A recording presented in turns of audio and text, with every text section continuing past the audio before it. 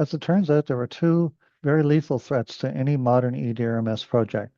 Now, I'm only referring here to SharePoint-based projects, but the same principle applies to any product out there. So here, in our case, we have 5 possible common record-keeping software products for SharePoint.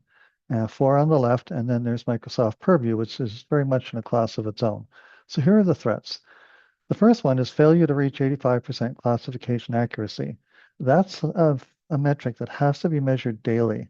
Why do we need that? Because it's necessary in order to have sufficient confidence to proceed with a disposition days, weeks, months, years down the road. If it's well below 85%, you're never going to be able to correct it.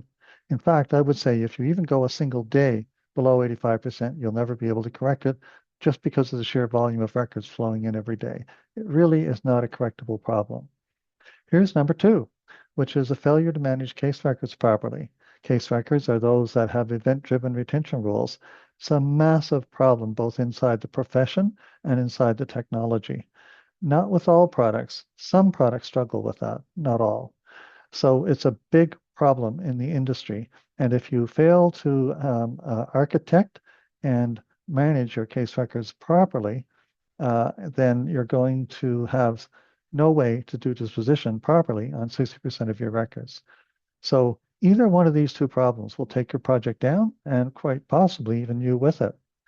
So what about Purview? How's it different? Well, we still have the same 2 issues, but it has another one, which is it's possible to deploy Purview incorrectly to a far greater extent than the other 4 products. So there's 3 things you have to make sure you do with Purview in order to get it right.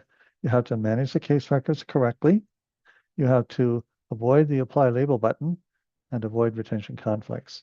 So for Purview, there are actually 3 threats to the project.